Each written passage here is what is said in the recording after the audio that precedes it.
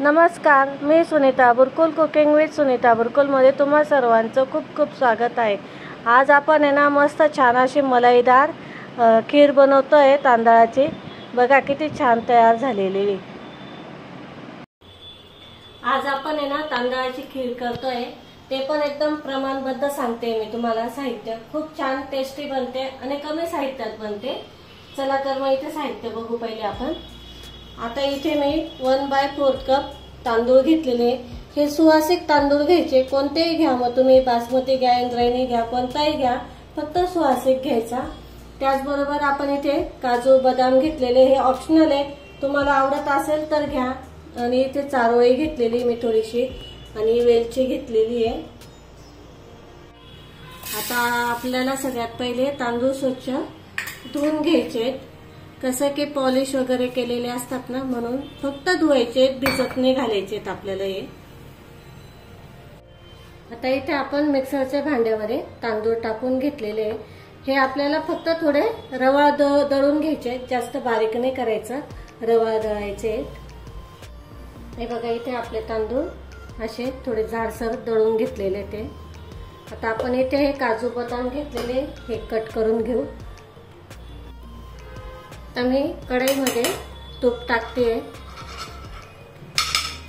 हे आपले पोहे खायचे चमचे आहेत ना, ते घेतले आहेत मी, 2 चमचे टाकले।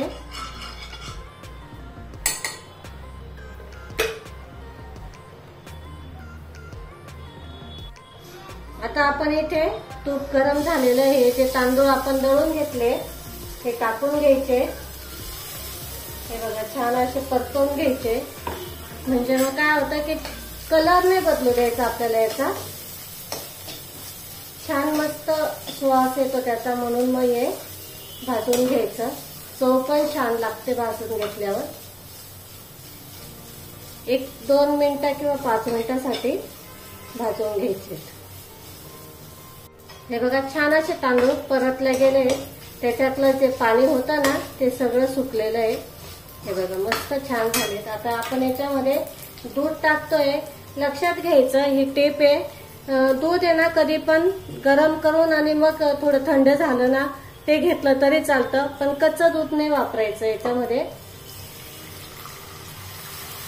आता मी इथे जवळ पावणे 3 लिटर दूध घेते, अर्धा लिटरच्या वरती। काही साय पण टाकते, हे बघा मस्त साय आलेली दुधाला, ती पण टाकते।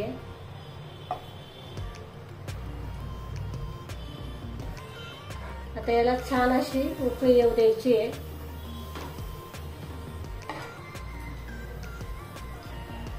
आणि एक लक्षात ठेवायचं, हे ना हलवत राहायचं, कारण हे तांदूळ आहेत ना मग ते तळाला चिपकू शकतात, म्हणून मग हे कंटिन्युअसली असं हलवायचं, म्हणजे मग तळाला नाही चिपकणार।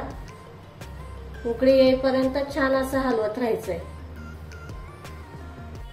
बघा छान अशी उकळी आलेली आहे, अर्धवट शिजला गेलेले ते। आता आपण याच्यामध्ये साखर टाकू चवीनुसार। इथे मी 2 ते 3 चमचे साखर घेतलेली आहे, तुम्ही तुमच्या आवडीनुसार टाका, तुमच्या घरात किती गोड लागतंय त्यानुसार। तर आपण याच्यामध्ये ड्रायफ्रूट टाकायचे।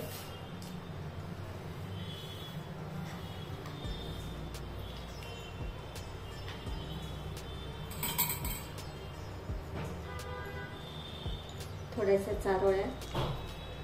हे काय ना ड्रायफ्रूट तुम्ही तुमच्या आवडीनुसार टाका, तुम्हाला आवडत असेल तर टाका, नसेल आवडत नाही टाकले तरी चालतात। खूप छान दिसते, अशी पण टेस्टी लागते खीर।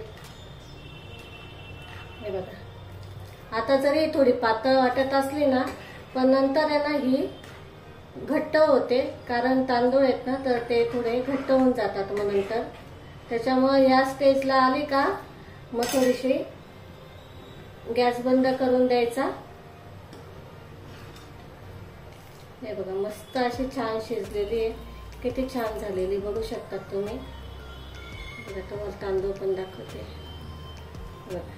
छान असे शिजल्या गेलेले ते तांदूळ पण। आपण याच्यामध्ये इलायचीची पावडर टाकायची,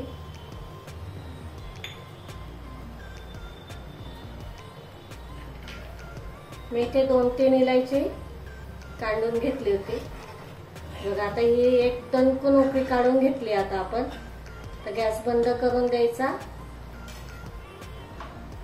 हे बघा झाली इथे आपली खीर तयार करून।